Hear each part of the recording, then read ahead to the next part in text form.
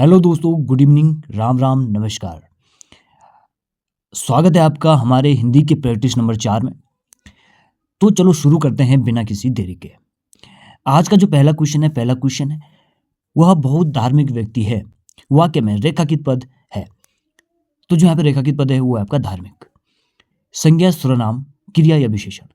जो आपका धार्मिक है यह है ऑप्शन नंबर डी आपका विशेषण है। और धर्म जो है इसमें मूल शब्द है और एक प्रत्यय जो है लगाकर इसे बनाया गया है। ठीक है, बात कर लेते हैं विशेषण की। विशेषण के जो हैं 4 भेद होते हैं: गुणवाचक विशेषण, परिमाणवाचक विशेषण, सार्वनामिक विशेषण और संख्यावाचक विशेषण। तो जो है विशेषण के कितने भेद होते हैं? 4 भेद होते हैं।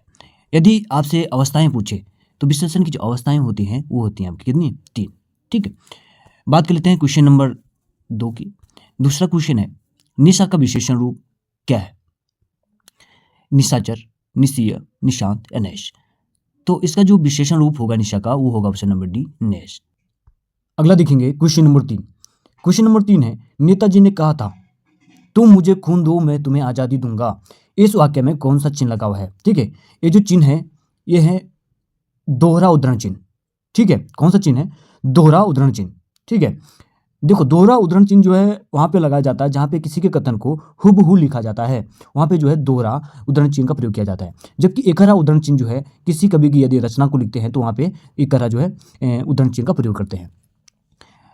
विराम चिन्ह होते हैं। विराम का अर्थ होता है ठहराव। ठीक है, ठहराव।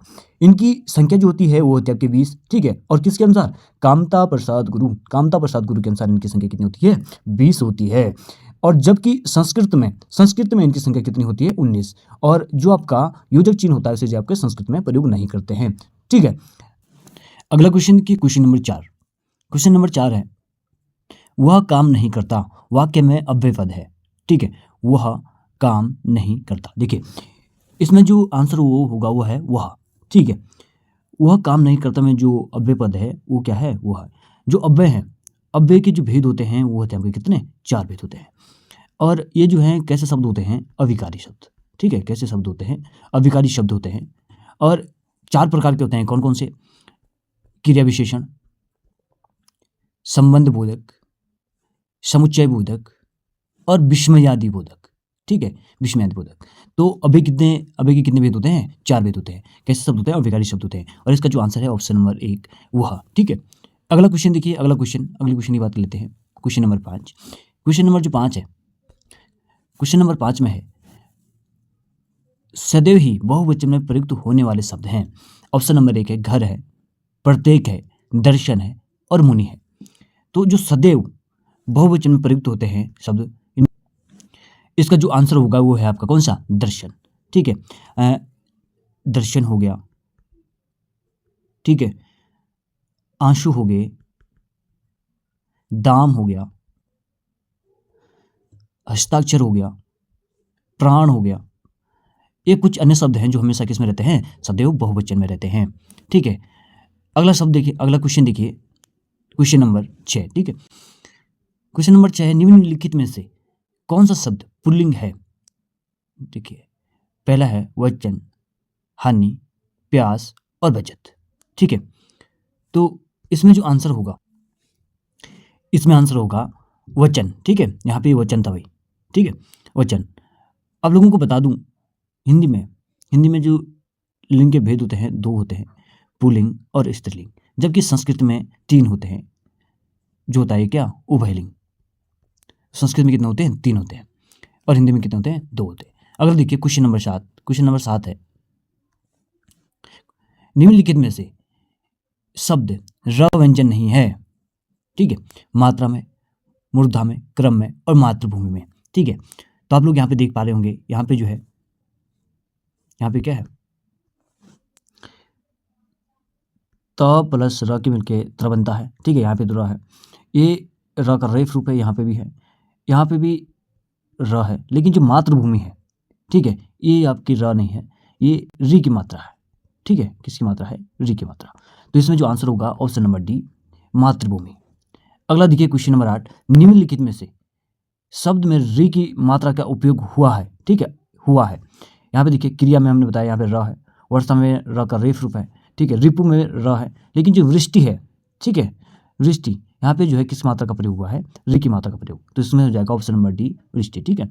अगला क्वेश्चन देखिए, क्वेश्चन नंबर 9, श का उच्चारण स्थान है, ठीक है, श, तो श है, श और श, ठीक है, और इसमें एक ह आता है, इनको सभी को मिला के कहते हैं उष्म व्यंजन, क्या कहते हैं, उष्म व्यंजन। और जो श होता है वो होता है तालव्य, ये वाला श होता है मूर्धा, और ये वाला जो स है ये होता है दंत्य, ठीक है, दंत्य। ह को हम काकल्य वर्ण भी कह देते हैं, ठीक है, और स्वयंत्र भी कहते हैं, काकल्य स्वयंत्र भी कहते हैं। संयुक्त रूप से ये सारे क्या हैं, उष्म व्यंजन है। श का उच्चारण स्थान होगा तो श का जो उच्चारण स्थान है वो है आपका कौन सा, तालु, ऑप्शन नंबर बी। अगला देखिए, क्वेश्चन नंबर 10, चोर की दाढ़ी में तिनका मुहावरे का अर्थ है, अपराधी का अपनी दाढ़ी पर खुजलाना, अपराधी का संकटग्रस्त रहना, अपराधी की पहचान हो जाना, अपराधी अपनी पहचान को छिपाना। तो इसका जो आंसर होगा वो है आपका अपराधी का अपनी पहचान को छिपाना, है ना, वो हमेशा क्या रहता है, सतर्क रहता है, अपनी पहचान को छुपाने की कोशिश करता है।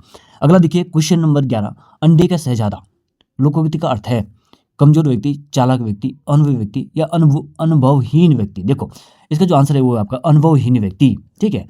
लोकोक्ति, देखो लोकोक्ति जो होती है ये पूरा वाक्य होता है, और जो मुहावरा होता है ये आधा वाक्य होता है, आप लोगों ने याद रखना है, ठीक है। अगला क्वेश्चन देखिए, क्वेश्चन नंबर 12, क्वेश्चन नंबर 12 है, निम्नलिखित में से भाववाच्य का उदाहरण कौन सा है, ठीक है, भाववाच्य का जो उदाहरण कौन सा है। सबसे पहले तुम देख लेते वाच्य, वाच्य के 3 भेद होते हैं, कृतवाच्य, कर्मवाच्य और भाववाच्य, ठीक है, भाववाच्य। जहाँ पे क्रम की प्रधानता होती है कर्मवाच्य, जहाँ पे कर्ता की प्रधानता होती है कृतवाच्य, जहाँ पे भाव की प्रधानता होती है वहाँ पे क्या होता है, भाववाच्य होता है। यहाँ पे देखिए, अब चला जाए, दूसरा है रवि आम चूसता है, तीसरा है मोहिनी पत्र लिखती है, और चौथा है शीला से खाया नहीं जाता है। तो इसमें क्या है, भाववाचक, यानी कि आंसर क्या होगा इसका, ऑप्शन नंबर डी, ठीक है, इसमें क्या होगा, भाववाचक होगा। अगला देखिए, क्वेश्चन नंबर 13 है, निम्नलिखित में से सही अर्थ वाला शब्द युग्म नहीं है, ठीक है, नहीं है। तो यहाँ पे देखिए, अनिल अनल, ठीक है, हवा आग, ये तो सही है। अगला देखिए, अनिल अली, बोहरा सखी, ये भी सही है। आदि और आदि, ठीक है, आरंभ अभ्यास, ये भी सही है। जलज और जलद, ठीक है, जलज का कमल होता है लेकिन जलद का समुद्र नहीं होता है। देखो यहाँ पे मैं आपको एक चीज़ बताने वाला हूँ, आप ध्यान से देखिए, यदि आप जो आपका ज है, जल के आगे यदि आप लोग जो है द लगाते हो, ठीक है, तो ये हो जाते हैं आपके किसके, बादल के, ये आपके बादल के पर्यायवाची होते हैं। यदि आप धी लगाते हो जैसे जलनिधि तो समुद्र के हो जाते हैं, और यदि आप ज लगाते हो ज के पीछे तो यह उसके हो जाते हैं कमल के, ठीक है। तो ज के पीछे यदि द लगाते हो तो बादल के, ज लगाते हो कमल के, और धी लगाते हो तो हो जाते हैं समुद्र के। तो यहाँ पे देखते हैं हम, जो जलज, तो जलज का मतलब ज लगा दिया है तो कमल है, लेकिन जलद द लगाए तो बादल के हो जाते हैं, ठीक है। तो जो जलद है बादल का होगा, ना कि किसका होगा, समुद्र का। यदि समुद्र का होता तो कौन सा आता है, पे धी आता, ठीक है, जैसे जलधि, जलनिधि, ठीक है, ऐसे करके। अगला देखिए, अगला है क्वेश्चन नंबर 14, शब्द को पहचानिए, सही शब्द को पहचानिए। तो इसमें जो सही शब्द होगा वो है आपका कौन सा, ऑप्शन नंबर बी, ठीक है, षड्यंत्र, option number B.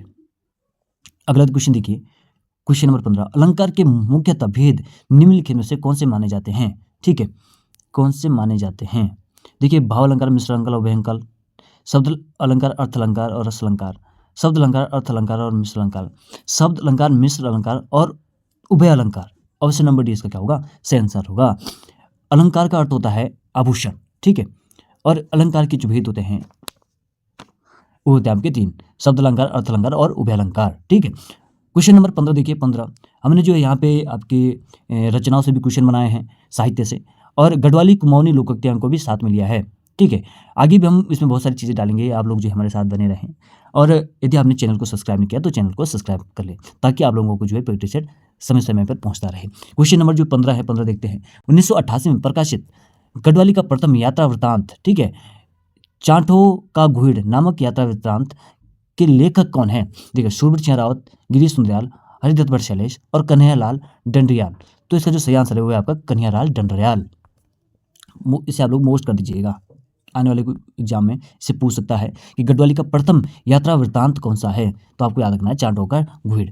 Question number 16 देखिए, क्वेश्चन नंबर 16, इस मेले का मुख्य उद्देश्य है कि व्यापार की वृद्धि हो। यह किस प्रकार का वाक्य है? संयुक्त वाक्य, मिश्र वाक्य, साधारण वाक्य या उद्देश्यपूर्ण वाक्य?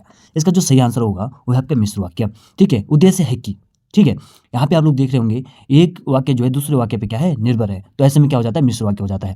यदि अलग अलग स्वतंत्र रूप से दो वाक्य होते तो संयुक्त वाक्य होता, और यदि यदि एक ही उद्देश्य होता और एक विधेय होता तो वो कौन सा हो जाता, साधारण वाक्य हो जाता। ठीक है, तो इसमें जो आंसर होगा वो कौन सा है, मिश्र वाक्य।